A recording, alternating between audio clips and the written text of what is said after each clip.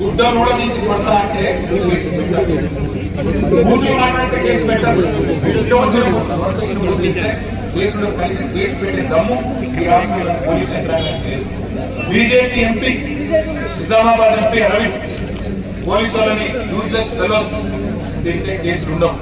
కానీ ఇవాళ స్పష్టమైన అధికారం, స్పష్టమైన మెజారిటీ జాతంపల్లి మున్సిపాలిటీలో మా పార్టీకి, మా పొత్తులో ఉన్న సిపిఐ పార్టీకి ప్రజలు ఇస్తే ఆ మెజారిటీని అపాస్యం చేసే విధంగా స్థానిక మంత్రి గారు అధికార యంత్రాంగం కుమ్మక్కైతే ఎన్నికల కమిషన్ చేయాల్సిన ఎన్నికల కమిషన్ చేయకపోతే చివరికి మా కార్యకర్తల ప్రజాస్వామ్యాన్ని కాపాడే ప్రయత్నం చేస్తే కేసులు మామూలు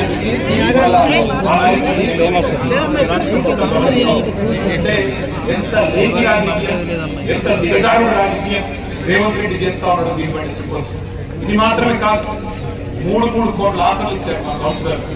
కానీ నిజాయితీ గల బిడ్డలు కాబట్టి ఒక్కొక్క కౌన్సిలర్ కు 3 కోట్ల ఆఫర్ ఇచ్చిన, బ్లాంక్ చెక్ ఇచ్చిన మంత్రి గారు ప్రలోభ పెట్టే ప్రయత్నం చేసిన మా వాళ్ళు లొంగిపోలేదు.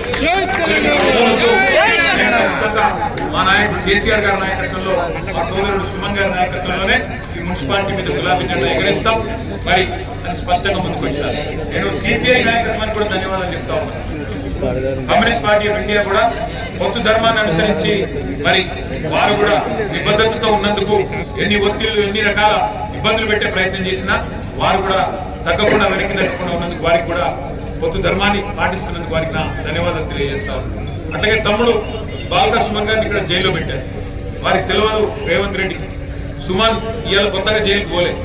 సుమన్ గతంలో తెలంగాణ ఉద్యమంలో 10 సార్లు జైలుకు పోయింది. 6 నెలలు జైల్లో ఉన్న వివిధ సందర్భాలు. ఇక టాస్క్ ఫోర్స్ ఆఫీసులు, పోలీస్ స్టేషన్లలోనైతే లెక్క కూడా లేదు. గంటలు రోజులు ఉన్నాడు. సుమన్ ఇవాళ మీరు జైల్లో పెడితే భయపడతాడనో, లేదా మా నాయకులు భయపడతారనో, మా చెన్నూరులో ఉండే నాయకులు భయపడతారనో, మా మంచిర్యాల జిల్లా నాయకులు భయపడతారనో, మా ఆదిలాబాద్ జిల్లా నాయకులు భయపడతారనో రేవంత్ రెడ్డి అనుకుంటుండొచ్చు. కానీ ఆయన నేను ఒకటే చెప్తా ఉన్నా రేవంత్ రెడ్డికి, గుర్తుపెట్టుకో, మళ్ళీ నువ్వు చిప్పకూర్చిన టైం వస్తుంది, గుర్తుపెట్టుకో. ఇలాంటి అరాచకాలు ప్రజాస్వామ్యంలో మంచిది కాదు. మేము ఆనాడు 2014లో మేము 63 సీట్లతో గెలిచి వచ్చినాడు అప్పుడున్న కాంగ్రెస్ పార్టీ నాయకత్వం విఘ్నత ప్రదర్శించి మరి వారి ప్రధాన ప్రతిపక్ష బాధ్యతగా జానారెడ్డి గారు మర్యాదతో మెదిలి వారు ప్రధాన ప్రతిపక్ష నాయకుడిగా బాధ్యత తీసుకున్నారు.